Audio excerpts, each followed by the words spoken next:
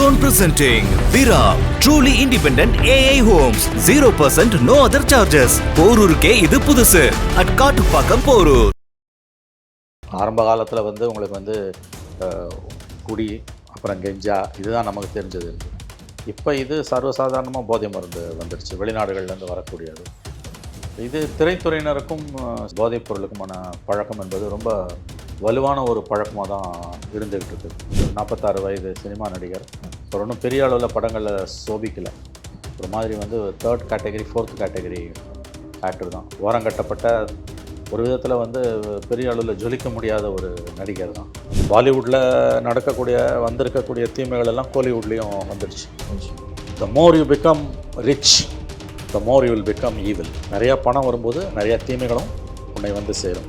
அதில் ஒழுங்காக இருக்கவும் ரொம்ப ரொம்ப அரிதான நிகழ்வு தான் அது. நீங்கள் சொல்கிறது பார்த்தீங்கன்னா அந்த குடும்பமாக பவுடர்லாம் அவ்வளோ தூரம் போயிடுச்சு, பயங்கரமாக போயிருக்கு. அது ரொம்ப காஸ்ட்லி வேறு. 1 கோடி ரூபாய் பெருமானம் உள்ள அந்த போதைப் பொருளை உங்கள் பேண்ட் பேக்கெட்டில் நீங்கள் வச்சுக்கலாம், 2 பேண்ட் பேக்கெட்டில் வச்சுக்கலாம். அவன் சொல்கிறான் 1 கிராம் 7000 ரூபாய் வாங்கி 12,000க்கு வித்தன்றான். இதை விட காஸ்ட்லியெல்லாம் இருக்குது. தனக்கு விருப்பம் இல்லாதவர்களை மீது மட்டும் காவல்துறை நிறுத்திடக்கூடாது. ஆனால் அதை தாண்டி போகணும். முடிஞ்சதுன்னா உண்மையான குற்றவாளிகள் யாராக இருந்தாலும் அவங்க சட்டத்தின் முன் நிறுத்தப்படும். இந்த வெறுமனே அவன் பிரசாத் அதிமுககாரன், இன்னொரு ஆள் மாட்டணும் அதிமுககாரன் அப்படின்னு அவங்க இது திமுக சண்டையாக மாற்றினீங்கன்னா இது விளங்காது. குஜராத்தில் அதானி போர்ட்டில் 21,000 கோடிக்கு போதை முறையில் பிடிச்சாங்க. நம்ம இந்தியா பூரா பரவுது.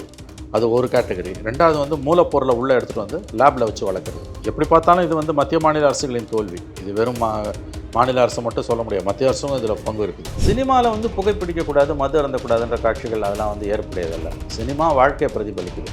ஒரு கேரக்டர் புகைக்குதுன்னா அந்த கேரக்டரை சிகரெட்டோடு தான் நீங்கள் வைக்க முடியும்.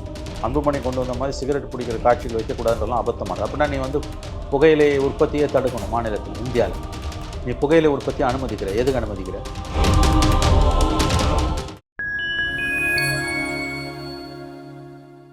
வணக்கம், நான் உங்கள் சிங் துஹன். நம்ம சிறப்பு நிகழ்ச்சியில் நம்மோடு இணைந்திருக்கிறார் மதிப்பிற்குரிய மூத்த பத்திரிகையாளர் திரு மணி அவர்கள். வணக்கம் சார். வணக்கம். சமீபத்தில் திரைப்பட நடிகர் ஸ்ரீகாந்த் அவர்கள் போதைப் பொருள் வழக்கில் கைது செய்யப்பட்டிருக்கிறார். குறிப்பாக கொகைன் பயன்படுத்தியதாக தான் இவர் மீது வழக்கு பதிவு செய்யப்பட்டிருக்கு. ஃபர்ஸ்ட் இவர் நுங்கம்பாக்கம் போலீஸ் நிலையத்தில் ஆஜராகும் போது நான் எப்படிலாம் எந்த ஒரு போதை வஸ்துக்களையும் யூஸ் பண்ணல அப்படிங்கிற இதில் தொடர்ந்து சொல்லிட்டு வந்தார். ஆனால் பிளட் டெஸ்ட் இது மாதிரி எல்லாம் லேபில் நம்ம எடுத்து தான் ஆகணும் அப்படின்னு சொல்லிட்டு அவங்க போலீஸார் சொல்லும்போது அப்புறம் ஒத்துழைச்சார். அப்புறமேல் கன்ஃபார்ம் பண்ணப்பட்டிருக்கு. 15 நாட்கள் நீதிமன்ற காவலில் வைக்கவும் பட்டிருக்கிறார். இதை நம்ம பார்க்கும்போது தமிழ்நாட்டில் என்ன மாதிரி சுச்சுவேஷன் நிகழுதுன்னு நினைக்கிறீங்க? இது இந்தியா பூரா இருக்க சுச்சுவேஷன். நீங்கள் அதுவும் திரைத்துறையினருக்கும் போதைப் பழக்கத்துக்குமான தொடர்பு என்பது ரொம்ப நெருங்கிய வலுவான ஒரு தொடர்பு தான். நீங்கள் பாலிவுட்டு பார்த்தீங்கன்னா ஃபுல் ஆஃப் ட்ரக்ஸ் தான். பாலிவுட்டில் 90% மேலே பாலிவுட் டாப் ஆக்ட்ரஸஸ், நடிகைகள், முன்னணி சினிமா பிரபலங்கள், ப்ரொடியூசர்ஸ், டைரக்டர்ஸ் எல்லாருமே அதில் போதைன்னா குடி கிடையாது. போதைன்னு நம்ம சொல்கிறது கொக்கைனு, மெத்தபெட்டைன், ஹெரோயின், அந்த மாதிரியான போதை மருந்துகள், ட்ரக்ஸ், அதிபயங்கரமான ட்ரக்ஸ். அது ஆரம்ப காலத்தில் உங்களுக்கு குடி அப்புறம் கெஞ்சா இதுதான் நமக்கு தெரிஞ்சது இருந்தது. இப்போ இது சர்வசாதாரணமாக போதை மருந்து வந்துடுச்சு, வெளிநாடுகள்லேருந்து வரக்கூடியது. இது திரைத்துறையினருக்கும் சினிமாவுக்கும் போதைப் பொருளுக்குமான பழக்கம் என்பது ரொம்ப வலுவான ஒரு பழக்கமாக தான் இருந்துக்கிட்டு இருக்குது. நம்ம ஹாலிவுட்டில், இங்கே அமெரிக்காவில் இருக்க ஹாலிவுட் இருக்குது இல்லையா, அங்கேருந்து இந்த பிரச்சனை ஆரம்பிக்குது. அங்கேயே இது பெரிய சிக்கல். பாலிவுட்டில் பெரிய சிக்கல், இப்போ கோலிவுட்லேயும் பெரிய சிக்கல். இந்தியா முழுவதும் இருக்கக்கூடிய திரைத்துறை பிரபலங்கள் எல்லாம் ஏதாவது ஒரு விதத்தில் அதில் மாட்டுறாங்க. அதுவும் ரொம்ப அதிகமாக சினிமா பிஸ்னஸ் நடக்குது அப்படின்னா இங்கே இந்த போதைப் பொருள் பழக்கம் என்பது சர்வசாதாரணமாகவே வந்துக்கிட்டு தான் இருக்குது. அதில் ஒன்றும் ஆச்சரியம் கிடையாது. பட் இது ரொம்ப துரதிருஷ்டவசமான ஒரு சம்பவம் தான். ஒரு 46 வயது சினிமா நடிகர் ஒரு ஒன்றும் பெரிய அளவில் படங்களில் சோபிக்கலை. ஒரு மாதிரி 3rd category 4th category actor தான். ஓரங்கட்டப்பட்ட ஒரு விதத்தில் பெரிய அளவில் ஜொலிக்க முடியாத ஒரு நடிகர் தான். ஆந்திர மாநிலத்தை சேர்ந்தவர், பூர்வீகம். ஒரு மகள் இருக்கார். அவர் என் குடும்ப பிரச்சனையால் தான் இப்படி ஆகிட்டான வாக்குமூலம் கொடுத்தா தினமலரில் இன்றைக்கி செய்தி வந்திருக்குது. மனைவியோட அவருக்கு உறவு சரியில்லை, பிரிஞ்சு தான் வாழ்கிறாங்க போல். ஒரு மகனும் இருக்காங்க. மகள் அம்மாவோட மனைவியோடு இருக்காங்க, மகன் மட்டும் இவர்கிட்ட இருக்காங்க போல். It's very sad. அதாவது ரொம்ப துரதிருஷ்டவசமான வருத்தம் அளிக்கக்கூடிய ஒரு நடிகர். 46 வயசுனா அவரோட வாழ்க்கையோட வாழக்கூடிய பருவத்தில் இருந்துகிட்டு இருக்கவர் இப்படி மாட்டி சீரழியறதுன்றது வந்து வெரி சேடு தான் இது வந்து. ஆனால் இதுக்கு பின்னால் யார் இருக்கா, இது எவ்வளோ பெரிய ரேக்கெட்டு. அவரோட ஸ்டேட்மெண்ட்டில் வேறு எந்த நடிகைக்கும் நான் சப்ளை பண்ணலைன்னு சொல்லியிருக்காரு. நான் யாருக்குமே எந்த விதமானதும் பண்ணலை, நான் மட்டும்தான் பயன்படுத்தியிருக்கேன்றாரு. விசாரணை நடந்துகிட்டு இருக்குது. அதில் இன்றைக்கி டைம்ஸ் ஆஃப் இந்தியாவில் பார்த்தேன், காவல்துறை அறிக்கையில் வந்து இன்னும் சிலர் கைது செய்யப்படுவார்கள்னு சொல்கிறாங்க. இந்த டைம்ஸ் ஆஃப் இந்தியா தான் பதிவு பண்ணியிருக்காங்க. ஸோ இது எங்கே போய் முடியும்னு தெரியல. இது வந்து பணம் வந்து அதிகமாக புழங்கக்கூடிய இடத்துல எல்லா விதமான தீமைகளும் வரும். ஓகே, பணம் அதிகமாக ஒரு இடத்துல வருதுன்னா தீமைகள் அதிகமாக வரும். அந்த காலத்தில் வெறும் மதுவும் புகையும் மட்டும் இருந்தது. மாது புகை இருந்தது. இப்போ போதை உள்ளே வந்துருச்சு. அதில் போதைப் பொருட்களில் வந்து சில விதமான போதைப் பொருட்கள் முழுக்க வெளிநாட்டிலேருந்து தெரிவிக்கப்பட்டு உள்ளே இறக்குமதி ஆகுது. அது உள்ளே வருதுன்னா அதுக்கு மத்திய அரசும் காரணம். அது எப்படி தடுக்க முடியுது, அவங்களுக்கு முடியலன்றது. ரெண்டாவது, லேபில் உருவாக்கக்கூடிய பெத்தமெட்டைன் போன்ற அந்த மருந்து இருக்குல்ல, பெத்தமெட்டைன்றாங்களா, அதெல்லாம் வந்து லேப்லேயே அவங்க உற்பத்தி பண்ணக்கூடியதுன்றாங்க. ஸோ இது காலத்தின் கோலம்தான். இது ஐசோலேட்டடாக இதை பார்க்க முடியாது. பாலிவுட்டில் வந்திருக்கக்கூடிய தீமைகள் எல்லாம் கோலிவுட்லேயும் வந்துடுச்சு. The more you become rich, the more you will become evil. நிறையா பணம் வரும்போது நிறையா தீமைகளும் உன்னை வந்து சேரும். அதில் ஒழுங்காக இருக்கவும் ரொம்ப ரொம்ப அரிதான நிகழ்வு தான் அது. வந்து பணம் அதிகமாக வரும்போது தான் நம்ம கண்ட்ரோலாக இருக்கணும். கண்ட்ரோலாக இருக்க மாட்டான். பணத்தை வச்சு என்ன பண்ணுறதுன்னு தெரியாது. பணத்தோடு சேர்ந்து தீமைகளும் வரும். அது திரைத்துறையில் வந்து அவங்க வந்து திரைத்துறைக்கே உரிய குணாம்சங்கள் இருக்கு இல்லையா. நடிக்க வாய்ப்பு தேடி வரக்கூடிய ஆண்கள், பெண்கள், அவர்களுடைய சகவாசம், இது பணம் இருக்கவனை வந்து புத்தி பேதலிக்க வைத்து நடத்தையை தடுமாற வைக்கும். அதோட தொடர்ச்சி தான் இது. இதில் அந்த பிரசாத்னு முன்னாள் அதிமுக நிர்வாகி, கட்சியிலேருந்து நீக்கப்பட்டவர், அவர் தான் எல்லாருக்கும் சப்ளை பண்ணியிருக்காருன்றார். இந்த பிரச்சனையே எப்படி வருதுன்னா, மே 5 நினைக்கிறேன், பாரில் அடிதடி குடிச்சிட்டு 2 கோஷ்டிக்கு நடுப்புறேன். அது ஆரம்பத்தில் அதில் ஒரு ரிட்டையர்டு டிஎஸ்பியோட பையன், இன்னொன்று கட்சிக்காரங்க போல் இன்னொரு தரப்பு. இது சாதாரணமான யூஸ்வலாக பாரில் குடி போதையில் அடிதடின்ட்டு சாதாரண கேஸாக தான் போலீஸ் வந்து அங்கே நடக்கிற ஒரு கேஸு தான், அவ்வளோதான், அப்படி ரிஜிஸ்டர் பண்ணுறாங்க. அப்புறம் பார்த்தா தோண்ட பூதம் வருது. ஒவ்வொருத்தராக மாட்டுறாங்க. கடைசியில் சினிமாக்காரங்கிட்ட வந்து அது நிற்கிது. நிறையா பார்ட்டிஸ் நடந்திருக்குது. அவர் தான் சப்ளை பண்ணியிருக்காருலாம் காவல்துறையோட அறிக்கை. இது இதில் எவ்வளோ தூரம் உண்மை, எவ்வளோ தூரம் பொய்ன்றது வந்து வழக்கு விசாரணையோட போக்கில் தான் தெரியும். பாதிக்கப்பட்டவங்களோட கோணத்தையும் நம்ம கவனிக்கணும். ஏன்னா எல்லா பிரச்சனையிலையும் வெறும் போலீஸோட வெர்ஷனை மட்டும் வச்சு பேசுறது, எழுதுறது இன்றைக்கி மீடியாவுக்கு ரொம்ப ஒரு வசதியாக போயிடுச்சு. இன்வெஸ்டிகேட்டிவ் ஜேர்னலிசமே சுத்தமாக இல்லாமல் போயிடுச்சு. எந்த பிரச்சனைக்கும் 2 கோணங்கள் உண்டு. ஆமாம். ஒரு துரதிருஷ்டவசமாக தமிழ்நாட்டு மீடியா ஒரு கோணத்தை மட்டும்தான் இன்றைக்கி பிரதிபலிக்குது. போலீஸ் சொல்கிறத அப்படியே மறுவாந்தி எடுக்குது. இப்போ உதாரணத்துக்கு அண்ணா யூனிவர்சிட்டி கேஸில் பார்த்தீங்கன்னா, போலீஸ் தான் குற்றப்பத்திரிகை தாக்கல் பண்ணாங்க. அந்த ஜட்ஜ்மெண்ட் நகலையே வந்து போலீஸ் தான் கொடுக்குது. அதுக்கு இன்னொரு கோணம், எந்த காயினுக்கும் எந்த ஒரு நாணயத்துக்கும் இன்னொரு பக்கம் இருக்குன்றதையும் மீடியா மனசில் வைக்கல. இப்போ இதில் பாதிக்கப்பட்ட பெண்ணை டைரெக்டாக நம்ம தொடர்பு கொள்ள முடியாது. ஏன்னா அவருடைய அடையாளம் காக்கப்பட வேண்டும். அதனால் டைரெக்டாக அந்த பெண்ணோட வெர்ஷன் வாங்க முடியாது. ஆனால் அந்த பெண்ணோட வழக்கறிஞர் பேசுகிறாரு. அவர் வந்து இந்த வழக்கு விசாரணையில் ஏற்பட்ட நிறைய முரண்பாடுகள், ஒருதலை பட்சமாக விசாரணை போனது, அந்த ஒருத்தனோட மட்டுமே அதை முடிச்சுக்கிட்டாங்கன்னா அதனுடைய வழக்கறிஞர் தொலைக்காட்சிகளுக்கு, யூடியூப் சேனல்ஸ்க்கு பேட்டி கொடுத்துருக்காரு. அப்போ இந்த பிரச்சனையோட இன்னொரு கோணம் அந்த பாதிக்கப்பட்ட பெண்ணோட தரப்பு. மெயின் ஸ்ட்ரீம் மீடியா அதை அணுகவே இல்லை. ஸோ தமிழ்நாட்டு மீடியா எந்த அளவு ஒரு பிளாட்ஃபார்மை வந்து நம்ம தொடவே இல்லை. தமிழ்நாட்டு மீடியா எந்த அளவுக்கு ஆட்சியாளர்களோட காலடியில் வாலாட்டிக்கிட்டு உட்காந்துருக்க நாய்க்குட்டியாக இருக்குன்றதுக்கு இதெல்லாம் உதாரணம். அதே தான் இப்போ இந்த விஷயத்துலையும். இதில் போலீஸ் ஒரு வெர்ஷனை சொல்கிறாங்க, அதை மட்டுமே தான் மீடியா கேரி பண்ணித வழி அதோட அதர் சைடு இது எப்படி வருது, உள்ளே எப்படி எங்கெங்கெல்லாம் போகுது, இவ்வளோ பெரிய நெட்வொர்க் வந்து எப்படி இவ்வளோ நாள் செயல்பட அனுமதிக்கப்பட்டது, எத்தனை நாளாக இவங்க இங்கே ஃபங்க்ஷன் பண்ணுறாங்க. இது வெறும் அதிமுக பக்கம் திருப்பி விடுறாங்க. இதில் கட்சியை கொண்டு வந்தீங்கன்னா நீங்கள் வந்து ஆளுங்கட்சின்றதுனால திமுகவுக்கு எதிராக தான் அதிமுக ஆளை தான் பிடிப்பாங்க. திமுகவில் யாராவது இன்வால்வ் இருந்தால் போலீஸ் போகுமா கிட்டக்க? இப்போ ஜாஃபர் சாதிக்குன்னு ஒருத்தரை மத்திய போதைப்பொருள் பிரிவை அரெஸ்ட் பண்ணி 1 வருஷம் உள்ளே வச்சு இப்போ தான் வெளில வந்திருக்காரு. அவர் திமுகவில் ஹைலகாணி பிரிவு செயலாளராகவே இருந்தார், துணை செயலாளராக. ஆமாம், அவர் உதயநிதியோட ஃபோட்டோவில் இருந்தார். உதயநிதி குடும்பம், ஸ்டாலின் குடும்பத்தோடலாம் ஃபோட்டோவில் இருந்தார். என்ன மீடியா பெருசாக அதை பற்றி எழுதி கீழ்ச்சுது? அதை அப்படியே வந்து திமுகவை காப்பாற்றுற விதத்தில் தானே மீடியா அந்த ஸ்டோரியை கொண்டு போச்சு.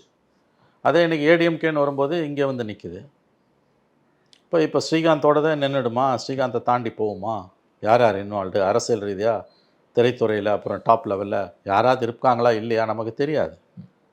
அப்போ இந்த மாதிரியான செய்திகளை வந்து மீடியா கையாளுறது என்பது வந்து வெறும் காவல்துறை சொல்கிறத அப்படியே மறுவாந்தி எடுக்கிறதா தான் இருக்குது. Okay. இது தேசிய அளவில் இருக்கக்கூடிய சர்வதேச அளவில் இருக்கக்கூடிய ஒரு பிரச்சனை என்பதை நம்ம முதல்ல புரிஞ்சுக்கணும். எல்லா காலத்திலும் இது இருந்துக்கிட்டு தான் இருக்குது. சினிமாக்காரனுங்க ட்ரக் பார்ட்டி நடத்துகிறதும் அதில் கலந்துக்கிறதும் ரொம்ப சர்வசாதாரணமாக நடக்குதுன்றது எல்லாருக்கும் தெரியும். நம்ம எல்லாரையும் விட போலீஸுக்கு நல்லா தெரியும். ஆனால் என்ன நடவடிக்கை எடுத்தீங்க? இப்போ இவன் மாட்டிக்கிட்டான், இவன் நல்ல நேரம், இவன் கெட்ட நேரம், இவன் மாட்டிக்கிட்டான், இவர் மாட்டிக்கிட்டார் ஸ்ரீகாந்த். மற்றவங்க யார் இன்வால்வ்டா இல்லையான்றது போக போக தான் இப்போ நீங்கள் சொல்கிறத பார்த்தா போலீஸ் துறையில் இருக்கக்கூடிய லா அண்ட் ஆர்டர் அண்டு இதுக்குன்னு ஒரு மதுவிலக்கு இல்லை, அது வேற. இது வந்து நர்காட்டிக்ஸ் கண்ட்ரோல் இன்டெலிஜென்ஸ் யூனிட்னு ஒன்று இருக்குது. ஓகே, முழுக்க முழுக்க போதைப் பொருளை கண்காணிக்கிறதுனே இருக்குது. அவங்க வேலையை அவங்க செய்கிறாங்க, நான் மறுக்கலை நான். பட் விவிஐபிஸ்ன்னு போகும்போது எவ்வளோ தூரம் அவங்களால போக முடியும்?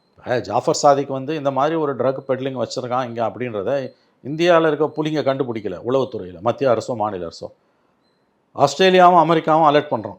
இங்கேருந்து எங்களுக்கு டெல்லியில் கிறிஸ்டல் மெத்தும் மெத்தமெட்டமைன் இது மாதிரி மூலப்பொருட்கள் வந்து வந்துகிட்டு இருக்கு அப்படின்னு டெல்லியில் இருக்கக்கூடிய ஒரு ஃபேக்ட்ரியில் தான் இது உற்பத்தி ஆகுதுன்னு அமெரிக்கன் இன்டெலிஜென்ஸ் தான் இந்திய அரசுக்கு எச்சரிக்கை கொடுக்குறான். சிஐஏஓ எஃபிஐஓ, அமெரிக்கா உளவுத்துறை அல்லது அமெரிக்காவோட இந்த போதைப்பொருள் தடுப்பு உளவுத்துறை இருக்கு இல்லையா, அவங்க தான் வந்து அமெரிக்கா சொல்லி தான் இந்திய அரசுக்கு ஜாஃபர் சாதிக்கோட இதையா போய் ரெய்டு பண்ண முடியும், மொத்த ஜாதகத்தையும் தூக்க முடியும். மொத்த ஜாதகத்தையும் தூக்கும்போது தான் அவன் திமுகவில் பொறுப்பில் இருக்கான்ற வரைக்கும் தெரியுது. சினிமா எடுத்திருக்கான், முதலமைச்சரோட ஃபோட்டோ எடுத்திருக்கான், உதயநிதியோட எடுத்திருக்கான், உதயநிதி ஃபேமிலி மெம்பர்ஸோட ஃபோட்டோ எடுத்திருக்கான்.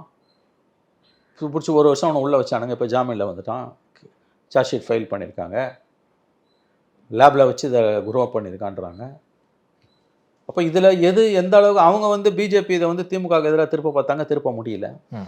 இப்போ இது ஏடிஎம்கேக்கு எதிராக திரும்புமா இந்த விஷயம், ஸ்ரீகாந்த் விஷயம் அப்படின்றது போக போக தான் நமக்கு தெரியும். பிரச்சனை ரொம்ப விரிவானதுங்க, வீரியமானது, விரிவானது. லார்ஜர் பிக்சரில் பார்த்தீங்கன்னா இது காலகாலமாக நடந்துகிட்டு இருக்குது. இது சமூகத்தை வந்து அரிக்குது. மிகப்பெரிய அளவில் சமூகத்தோட தீமையாக ட்ரக்ஸ் வந்துடுச்சு. மிகப்பெரிய அளவில் இன்றைக்கி இளைஞர்கள், இளம் பெண்கள், ஈவன் நடுத்தர வயதினர் கூட பாதிக்கப்படுறாங்க. இப்போ நீங்கள் சொல்கிறது பார்த்தீங்கன்னா அந்த குடும்பமாக பவுடர்லாம் அவ்வளோ தூரம் போயிடுச்சு, பயங்கரமாக போயிருக்கு. அது ரொம்ப காஸ்ட்லி வேறு. 1 கோடி ரூபாய் பெருமானம் உள்ள அந்த போதைப் பொருளை உங்கள் பேண்ட் பேக்கெட்டில் நீங்கள் வச்சுக்கலாம், 2 பேண்ட் பேக்கெட்டில் வச்சுக்கலாம். இப்போ சொல்கிறாங்க 1 கிராம் 7000 ரூபாய் வாங்கி 12,000க்கு வித்தன்றான். இதை விட காஸ்ட்லியெல்லாம் இருக்குது. சார், இளம் பெண்கள், இளைஞர்கள்ட்ட வந்து பார்த்தீங்கன்னா அவங்க இப்போ அடுத்த தலைமுறை பெரிய அளவில் அழியுதில்லை.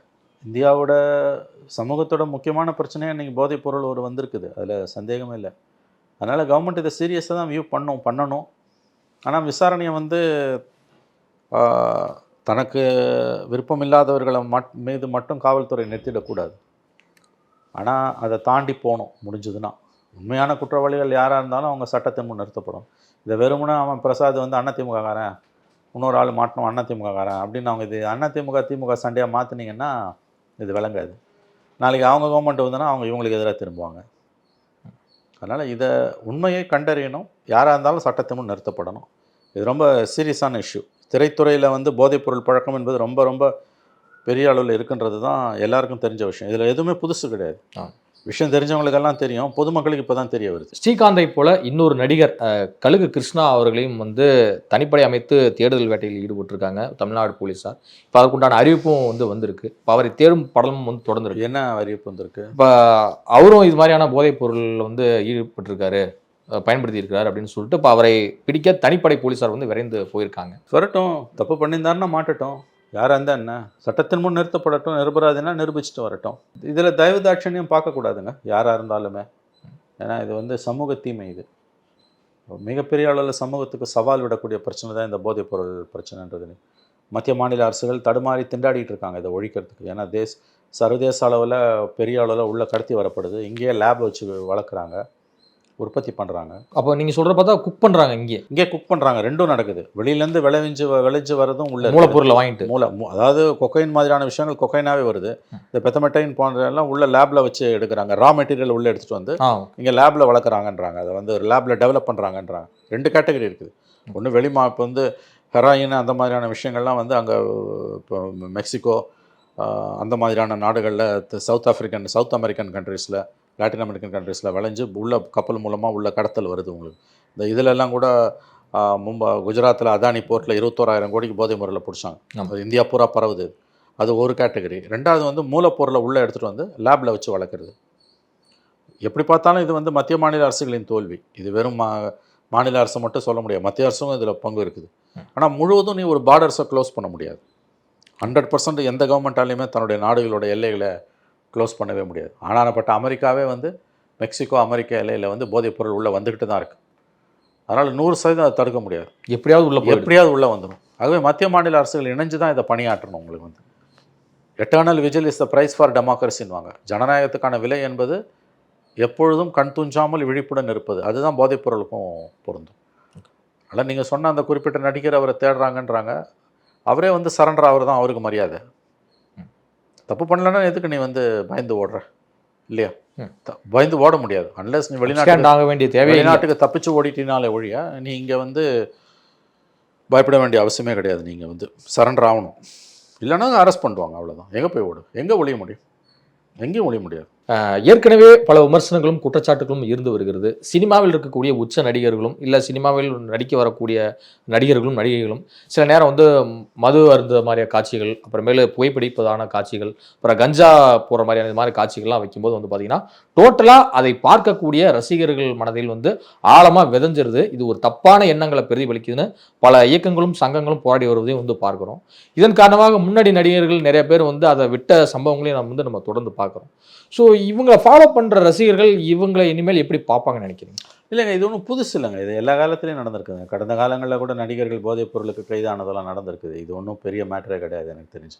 காலகாலமாக நடக்கிறதான் இப்பயும் நடக்குது. சினிமாவில் வந்து புகைப்பிடிக்கக்கூடாது, மது அருந்தக்கூடாதுன்ற காட்சிகள் அதெல்லாம் வந்து ஏற்புடையதல்ல. சினிமா வாழ்க்கையை பிரதிபலிக்குது. ஒரு கேரக்டர் வந்து புகைக்குதுன்னா அந்த கேரக்டரை சிகரெட்டோடு தான் நீங்கள் வைக்க முடியும். அன்புமணி கொண்டு வந்த மாதிரி சிகரெட் பிடிக்கிற காட்சிகள் வைக்கக்கூடாதுன்றலாம் அபத்தமானது. அப்படின்னா நீ வந்து புகையிலை உற்பத்தியை தடுக்கணும். மாநிலத்தில் இந்தியாவில் நீ புகையிலை உற்பத்தியை அனுமதிக்கிற, எதுக்கு அனுமதிக்கிற? சிகரெட் விற்பனையை நீ இந்தியாவில் தடுக்கணும், எதுக்கு அனுமதிக்கிற? அதனால் சினிமாவில் புகைப்பிடிப்பது, குடிப்பது போன்ற காட்சிகள் வந்து வரக்கூடாது என்பது அபத்தமான சிந்தனை. அது ரொம்ப பிற்போக்குத்தனமான சிந்தனை. வாழ்க்கையே சினிமா எதிர்வலிக்குது. ஒரு கேரக்டர் வந்து ஸ்மோக் பண்ணுற கேரக்டர்னால் அந்த கேரக்டர் சிகரெட் இல்லாமல் வைக்க முடியாது. அந்த கேரக்டர் சிகரெட் இல்லாமல் வைக்க முடியாது. இப்போ நீ சர்ச்சில் வச்சு படம் எடுக்கிற பற்றி, சர்ச்சிலோட சுருட்டு இல்லாமல் சர்ச்சில் பற்றி நீ படமே எடுக்க முடியாது. வின்சென்ட் சர்ச்சிலோட படம் எடுக்கிறது நான் சொல்கிறேன். அந்த மாதிரி வந்து எவ்வளோ கேரக்டர்ஸ் இருக்குது. அந்த கேரக்டர் வந்து அவன் புகைக்கிற மாதிரி தான் இருக்கணும்னா புகைக்கிற மாதிரி தான் வச்சாகணும். நீ அந்தளவுக்கு ஓக்கியமாக இருக்க அப்படின்னா சினிமாவில் இது பண்ணுறன்னா நீ என்ன பண்ணணும்? நீ வந்து புகையிலை உற்பத்தியை தடுக்கணும். இந்தியாவில் புகையிலை விவசாயிகளுக்கு அரசாங்கமே மானியம் கொடுக்குது. புகையிலை உற்பத்தி பண்ணக்கூடிய விவசாயிகளுக்கு அரசாங்கமே மானியம் கொடுக்குது. புகையிலை இல்லாமல் வாழ முடியாது, அதை ஞாபகம் வச்சுக்கோங்க. அது நிறைய விஷயங்களுக்கு மருந்து பொருளாகவும் பயன்படுது. வெறும் சிகரெட் மட்டும் இல்லை. அது tobacco farming is a very big issue. அதே மாதிரி இப்போ இந்த கஞ்சா இந்த மாதிரியான பொருட்கள் வந்து மெடிசனல் வேல்யூஸ் இருக்குது அதுக்கு. அப்போ எப்படி அதோட உற்பத்தியை நீ தடுப்ப? இன்னொன்று இது காலகாலமாக இருக்குது. நீங்கள் டபுள் சைடும் பேச. ஆமாம், அதுதான் நான் சொல்கிறேன். காலகாலமாக இருக்க விஷயங்கள் இவை எல்லாமே. எது ஒன்றையுமே தடுப்பதன் மூலமாக அதோட தீமையிலேருந்து நீ தப்ப முடியாது. பேன் பண்ணுறது மூலமாக எதுலேருந்துமே நீ தப்ப முடியாது. அது ஏதாவது ரூபத்தில் உள்ள வந்துக்கிட்டே தான் இருக்கும். கஞ்சாவின் வரலாறு தான் மனித குலத்தின் வரலாறுன்னு ஒரு புத்தகம் இப்போ சமீபத்தில் வந்திருக்குது. ஆனந்தா அப்படின்ற அந்த புத்தகத்தோட பேர். ஒரு ரிசர்ச்சர் ஒருத்தன் எழுதியிருக்கார். அவன் சொல்ல மனித இனம் தோன்றியதுலேருந்து இது இருக்குது. இது புதுசு எதுவுமே கிடையாது. காலகாலமாக உலகம் பூரா இன்றைக்கி இருக்க விஷயம். அது எவ்வளோ தூரம் கட்டுப்படுத்துறீங்கன்றதான் நீங்கள் கவனிக்க வேண்டியது. அதை ஊக்குவிக்காமல் கட்டுப்படுத்துறது தான். அதில் இன்றைக்கி இந்த வெறும் கஞ்சா மட்டும் அந்த காலத்தில் இருந்தது. இப்போ போதைப் பொருள் உள்ளே வந்துருச்சு. விதவிதமான போதைப் பொருட்கள் உள்ளே வருது. ஊசி வரைக்கும் எல்லாம் வந்துருச்சு. இதில் மெடிசனல் வேல்யூ உள்ள போதைப் பொருட்கள் இருக்குது. அதனை முழுவதும் தடுக்கவே முடியாது. இதில் எங்கே வருதுன்னா பெரும் வர்த்தகம், பெரும் முதலாளிகள், சினிமாக்காரன் உள்ளே வந்தான்னா அது கேடு அதிகமாகுது. சினிமாக்காரனுங்க உள்ளே வரும்போது எல்லா பிரச்சனைக்குமான கேடு அரசியலில் உட்பட சினிமாக்காரனுங்க உள்ளே வந்தானுங்கன்னா அதோட கேடு அதிகம். இந்த போதைப் பொருளில் வந்து சினிமாக்காரனுங்க அவனுங்க ஷூட்டிங்கு, அவனுங்க பார்ட்டியில் வடக்கிற அட்டுடைய தலை தான் நீங்கள் இங்கே வந்து நிற்குது. பேரே ட்ரக்ஸ் பார்ட்டி. சகஜங்க. இது இன்னும் போலீஸுக்கு தெரியாதாண்ணா? அவருக்கு லோக்கல் போலீஸ் மட்டும் இதை தடுக்கவும் முடியாதுங்க. ஒட்டுமொத்த சமூகமே அந்த பக்கம் போகும்போது போலீஸால் எப்படி தடுக்க முடியும்? இப்போ பாம்பேயில் பாலிவுட்டில் இருக்கக்கூடிய ட்ரக் யூசேஜை பாம்பே போலீஸால் தடுக்க முடியுமா? முடியவே முடியாது. It's a human problem. பணம் விளையாடுது. பணம் பெரிய அளவில் விளையாடுது. தான் ஒரு கிராம் 12,000 ரூபாய் கொடுக்குறான்னு என்ன பண்ணுங்க? ஜஸ்ட் கிராம் 12,000 rupeesனால் என்னது இது? அப்போ அதை சுற்றி வரக்கூடிய வர்த்தகம் எப்படி இருக்கும்? அப்போ இது மிகப்பெரிய ஒரு ட்ரக் மாஃபியாவே உள்ள மாஃபியா, கார்டல்ஸ். மாஃபியா இல்லை, கார்டல்ஸ். அப்போ அதை சுற்றி எவ்வளோ தூரம் போலீஸுக்கு எவ்வளோ லஞ்சம் போகும்? போலீஸுக்கு மேலே இருக்க ஐஏஎஸ் ஆஃபீஸர்ஸ் அவங்களுக்கு எவ்வளோ போகும்? பொலிட்டிக்கல் லீடர்ஷிப்புக்கு எவ்வளோ போகும்? இப்போ ஏதாவது ஒரு நல்ல அதிகாரி அதை தடுக்கணும்னு நினச்சா முறையாக அவருக்கு முதல்ல எச்சரிக்கை கொடுப்பாங்க, 2வது ட்ரான்ஸ்ஃபர் பண்ணுவாங்க, 3வது தொடர்ந்து அவர் இதை செய்கிறாருன்னா அவரை போட்டுருவானுங்க. எவ்வளவு நேர்மையான போலீஸ் அதிகாரியும் இவ்வளவு கொடூர எல்லைக்கும் போயிடும். எந்த எல்லைக்கும் போவாங்க, எவ்வளோ இல்லை அவங்க குடும்பத்தை சிதைச்சிடுவாங்க. ஒரு நல்ல அதிகாரி போதைப்பொருள் தடுக்கிறதுக்கு உண்மையிலேயே முயற்சிக்கிறாரு, என்ன பண்ணுவானுங்க, அந்த இடத்துலேருந்து அவரை ட்ரான்ஸ்ஃபர் பண்ணுவானுங்க. அவரை ட்ரான்ஸ்ஃபர் பண்ண இடத்துல இதுதான் நடக்குதுன்னா அவரை முதல்ல வார்ன் பண்ணுவானுங்க, அப்புறம் பணம் கொடுத்து கரெக்ட் பண்ண பார்ப்பானுங்க, சரிகட்ட பார்ப்பானுங்க, 2மே இல்லைன்னா போட்டு தள்ளுவானுங்க. இதுதான் இன்றைக்கி இருக்கக்கூடிய சிக்கல். அப்போ நல்ல அதிகாரிகள் என்ன ஆவாங்க, நமக்கு என்ன தலையெழுத்து, எகட கட்டு போன்னு தான் போவோம். இவ்வளோ பணம் என்னைக்கு ஒரு தொழிலில் விளையாடுதோ அன்னைக்கு அதை சுற்றி இன்ன பிற தீமைகளும் வந்துடும். அரசியல்வாதிகள், அதிகாரிகள், நீதித்துறை, போலீஸு, மீடியா அத்தனை பேரையும் கையில் எடுத்துருவாங்க, அத்தனை பேரையும் உங்கள் கையில் எடுத்துருவாங்க. இப்போ மத்திய மாநில அரசுகள் எந்த மாதிரி நடவடிக்கை எடுத்தா? இல்லை, எடுத்துக்கிட்டு தாங்க இருக்காங்க. மத்திய மாநில அரசுகளை குறை சொல்ல முடியாது. நான் அது மோடியோ ஸ்டாலினோ இந்த விஷயத்தில் குறை சொல்ல மாட்டேன். அரசுகள் என்பது அரசுகள் தான். அவங்க கண்டிப்பாக தங்களால் ஆன முயற்சிகளை எல்லா மாநில அரசுகளும் மத்திய அரசும் எடுத்துக்கிட்டு தான் இருக்காங்க. அதை மீறி வருது, இந்த மாதிரி வரும்போது அது எதிர்கொண்டு தான் ஆகணும், நடவடிக்கை எடுத்து தான் ஆகணும். மனிதன் அடிப்படையில் வக்கரம் பிடிச்சவன், கேவலமானவன். அப்போ உனக்கு இவ்வளோ தூரம் வந்து பணம் விளையாடும் போது இதெல்லாம் நடந்தே தீரும். ஒரு பெரிய நடிகர் அரசியல்லையும் இருக்கார். இப்போ அவர் நான் கொடுத்த ஒரு பார்ட்டியில் வந்து இப்போ தங்கத்தட்டில் வந்து கொக்கைன் எடுத்து வந்து எல்லாருக்கும் கொடுத்தாங்க அப்படின்னு ஒரு லேடி பின்னணி பாடகி யாரோ ஒருத்தர் அவங்க ஒரு பேட்டியிலே சொல்கிறாங்க. ஆமாம், பேர் சொல்லியே சொல்கிறாங்க. அவங்க என்ன நடவடிக்கை எடுத்தீங்க? எல்லாத்துக்கு மேலே நடவடிக்கையும் போலீஸ் எடுத்துட முடியாது. யாரோ எதையோ பேசுகிறாங்கன்னா எல்லாத்துக்கும் போய் நடவடிக்கை எடுத்துட முடியாது.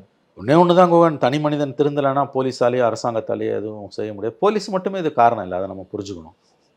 போலீஸு தடுக்க முயற்சி பண்ணுறான், முடியல. அப்போ அவங்களும் இது பிகம் பார்ட் ஆஃப் இட், அவ்வளோதான். ஆனால் இதில் நினச்சி பார்க்க முடியாத அளவுக்கு, கற்பனை கட்டாத அளவுக்கு பணம் விளையாடுது. அவ்வளோ தூரம் கற்பனை கட்டாத அளவுக்கு பணம் விளையாடுது. கற்பனை கட்டாத அளவுக்கு பணம், நீ நினச்சே பார்க்க முடியாத அளவுக்கு பணம் விளையாடுது. அதான் சொன்னேன், ஒரு சாதாரணமாக ஒரு பாக்கெட்டில் 2 பாக்கெட்லேயும் 1 கோடி ரூபாய் பெருமானம் உள்ள சரக்கு நீ வச்சுக்கலாம். ஒரு கிலோகிராம் 1 கோடிலாம் இருக்குது. 1 kg 1 கிலோகிராம். இதில் 1/2 கிலோகிராம், இதில் 1/2 கிலோகிராம் வச்சுக்கோ, பெரிய பாக்கெட்டு போட்டினா எவ்வளோ ஆகுது? 1 கோடி ரூபாய் சரக்கை நீ வந்து உன்னுடைய பேண்ட் பாக்கெட்டில் வச்சுட்டு சுற்றலான்னும் போது அதை சுற்றி வரக்கூடிய வர்த்தகம் எவ்வளோ வலுவானதாக இருக்கும். அவங்க தான் கட்சிகளுக்கு எலெக்ஷனுக்கு பணம் கொடுப்பாங்க. நீங்கள் சொல்கிறப்பட்டா A to Z எல்லாமே பணம் to Z. ஆமாம், கட்சிகளுக்கு எலெக்ஷனுக்கு பணம் கொடுப்பான். ஒரு கட்சிக்கு இல்லை, முக்கியமான கட்சி எல்லா கட்சியும் கொடுப்பான். திமுக அதிகாரத்தில் இருக்குன்னா திமுக மட்டும் கொடுக்க மாட்டான். நாளைக்கு அதிகாரத்துக்கு வர வாய்ப்பு இருக்குது, அண்ணா திமுகவும் சேர்த்து தான் கொடுப்போம். 2 பேரையும் வாயடிச்சு, 2 பேரையும் வாய் அடிக்கிறது. இப்போ இந்த 2 பேருக்கும் தோழமையாக இருக்கக்கூடிய எல்லா குட்டி கட்சிக்கும் சேர்த்தே கொடுப்போம், எவனும் வாய் தரக்கூடாதுன்னு. அப்போ அந்த 1 கிராம் 13,000 14,000 விற்கிறது ஈஸி தான். நான் தான் சொன்னேன், 2 பேண்ட் பாக்கெட்டில் 2 பாக்கெட்டில் உன்னால் 1/2 கிலோன்னு வச்சுக்கிட்டு தாராளமாக இதில் ஒரு 1/2 கிலோ, இதில் ஒரு 1/2 கிலோ வைக்கலாம். பெரிய பேண்ட்டு போட்டுருந்தான்னா கொஞ்சம் ஆள் வாட்ட சாட்டமாக இருக்கவன் 1 கோடி ரூபாய் சரக்கு பாக்கெட்டில் எடுத்துன்னு வரான். நடவடிக்கைகளையும் கவர்மெண்ட்லாம் எடுத்துக்கிட்டு தான் இருக்குது. மாட்டினா மலேசியா, சிங்கப்பூர், சைனாலாம் மாட்டினா தூக்கு தான். அமெரிக்காவில் வந்து உங்களுக்கு ஆயுள் தண்டனை, ஐரோப்பா பூரா மாட்டினா ஆயுள் தண்டனை, அங்கே தூக்கு தண்டனை கிடையாது. மற்ற நாடுகளில் அமெரிக்காவில் தூக்கே போடுறான், சில சமயம் 30 வருஷம் 50 வருஷம் சிறை தண்டனை கொடுக்குறான். வாழ்க்கையே முடிஞ்சுது. கல்ஃப் கண்ட்ரீஸில் மலேசியா, சிங்கப்பூர் அங்கெல்லாம் மாட்டினா சங்கு தான், தூக்கு தான். ஆனாலும் செஞ்சுக்கிட்டு தான் இருக்கானுங்க. அவ்வளோ ரிஸ்க் எடுத்தும் செய்கிறானுங்க. ஸோ இது இன்றைக்கி தமிழ் சமூகத்தில், இந்திய சமூகத்தில் ஒரு பெரிய பிரச்சனை தான் போதைப் பொருள் என்பது. ஒரு பெரிய கொடிய நோயாகவே இருக்குது. கண்டிப்பாக கொடிய நோய் தான். எவ்வளோ பேர் பலியாகி தானே போகிறாங்க.